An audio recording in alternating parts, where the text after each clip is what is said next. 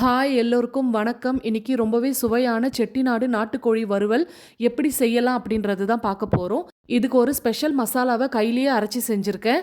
அது எப்படி செஞ்சுருக்கேன் அப்படின்றத வாங்க வீடியோக்குள்ளே போய் பார்க்கலாம். ஒரு முழு நாட்டுக்கோழியை நல்லா கட் பண்ணி க்ளீன் பண்ணி எடுத்து வச்சுருக்கேன். தேவையான மசாலாவெல்லாம் நம்ம முன்கூட்டியே தயார் செய்து வச்சுட்டோன்னா செய்யும்போது ஈஸியாக இருக்கும். இப்போ நான் கையில் அரைக்கக்கூடிய இந்த மசாலாவுக்கு 1 டீஸ்பூன் அளவுக்கு மிளகு, 1 டீஸ்பூன் அளவுக்கு ஜீரகம், 1 டீஸ்பூன் அளவுக்கு சோம்பு போட்டு நான் கல்வம் யூஸ் பண்ணுறேன். நீங்கள் அம்மியில் யூஸ் பண்ணுறதா இருந்தால் நல்லா இடித்து எடுத்துக்கோங்க. அடுத்ததாக 2 பச்சை மிளகா, 1 கைப்பிடி அளவுக்கு சின்ன வெங்காயம் சேர்த்து நம்ம இடித்து வச்சுருக்க மசாலாவோடு சேர்த்து நல்லா அரைச்சி எடுத்துக்கணும். எந்த ஒரு மசாலாவுமே கையில் அரைச்சி செஞ்சோன்னா அந்த குழம்போ கிரேவியோ அவ்வளோ ஒரு சுவையாக இருக்கும். என் மாமியார் இன்னுமே சட்னி முதல் கொண்டு கையில் அரைச்சி தான் செய்வாங்க. மிக்சியில் அரைச்சி செய்யறதுக்கும் கையில் அரைச்சி செய்யறதுக்கும் அந்த டேஸ்ட் ரொம்பவே வித்தியாசப்படும். இப்போ நமக்கு இடித்த மசாலா ரெடி ஆயிடுச்சு. அடுத்ததாக இந்த வறுவலுக்கு தேங்காய் அரைக்கணும். அதுக்கு 1/4 மூடி தேங்காவை கட் பண்ணி எடுத்திருக்கேன். 1 டீஸ்பூன் அளவுக்கு கசகசா, ஒரு 2 முந்திரி பருப்பை உடச்சி சேர்த்து கொஞ்சமாக தண்ணி ஊற்றி நல்லா மழியாக அரைச்சி எடுத்துக்கணும். அம்மிக்கல் வச்சுருந்தீங்கன்னா தேங்காவுமே அரைச்சி செய்யுங்க. கல்வத்தில் அரைக்க வராது, அதனால தான் கல்வத்தில் அரைக்கலை. இப்போ செய்ய ஆரம்பிச்சிடலாம். அதுக்கு பாத்திரத்தில் எண்ணெய் ஊற்றி எண்ணெய் சூடானதும் பட்டை, லவங்கம், ஒரே ஒரு அன்னாசி பூ, 2 பிரிஞ்சி இலை சேர்த்துட்டு 1 கைப்பிடி அளவுக்கு கருவேப்பிலை சேர்த்து நல்லா பொரிஞ்சதும் 3 கைப்பிடி அளவுக்கு சின்ன வெங்காயத்தை நல்லா கட் பண்ணி சேர்த்துக்கணும். அடுத்ததாக 2 காஞ்ச மிளகாவையும் சேர்த்து வெங்காயம் கண்ணாடி பதம் வர வரைக்கும் நல்லா வதக்கி எடுத்துக்கோங்க. வெங்காயம் கோல்டன் ப்ரௌன் கலரில் வந்துருச்சுன்னா இஞ்சி பூண்டு விழுது சேர்க்கும் பொழுது கருகுனாப்பில் ஆகிடும். அதனால் கண்ணாடி பதம் வந்ததும் 1/2 டீஸ்பூன் அளவுக்கு இஞ்சி பூண்டு விழுது சேர்த்து நல்லா கைவிடாமல் கிளறணும், இல்லைன்னா அடி பிடிச்சிரும். இஞ்சி பூண்டு விழுது பச்சை வாசனை போனதும் 2 தக்காளியை இந்த மாதிரி நறுக்கி சேர்த்துக்கணும்.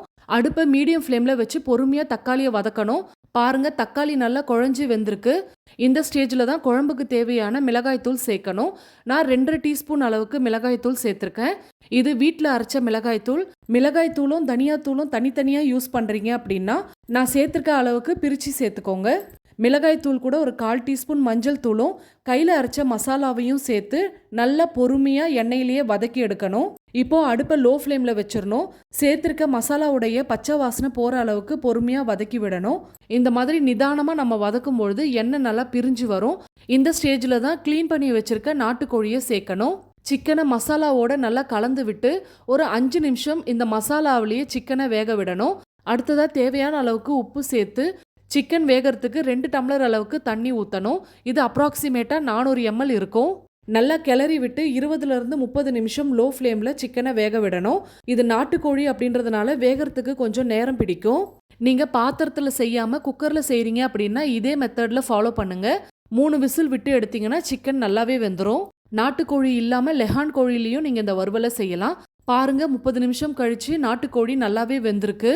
இந்த ஸ்டேஜில் நாம் மிக்சியில் அரைச்சி வச்சுருந்தோம்ல தேங்காய் விழுது, அதை சேர்த்து நல்லா ஒரு கிளறி ஒரு 5 நிமிஷம் லோ ஃப்ளேமில் பொறுமையாக வதக்கி எடுக்கணும்.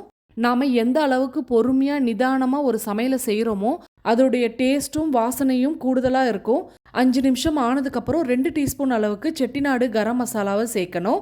இந்த செட்டிநாடு கரம் மசாலாவை எப்படி செய்யணும் அப்படின்ற வீடியோவை நான் ஷார்ட்ஸாக அப்லோட் பண்ணியிருக்கேன். வீடியோவை என் கார்டில் கொடுக்குறேன், செக் பண்ணி பாருங்கள்.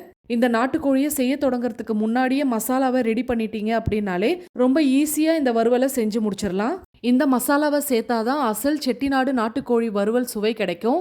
அரைச்ச தேங்காய் விழுதையும் மசாலாவை சேர்த்ததுமே கிரேவி நல்லா திக்காக ஆரம்பிச்சிரும். அவ்வளோதான், ரொம்பவே சுவையான செட்டிநாடு நாட்டுக்கோழி வறுவல் சூப்பராக ரெடி ஆயிடுச்சு. வீடியோ பிடிச்சிருந்தா லைக் பண்ணிடுங்க. மறக்காமல் இந்த ரெசிபியை ட்ரை பண்ணிவிட்டு உங்கள் ஃபீட்பேக்கை கமெண்ட் செக்ஷனில் சொல்லுங்கள். அடுத்து ஒரு அற்புதமான ரெசிபியுடன் உங்களை சந்திக்கிறேன். அது வரைக்கும் பாய்.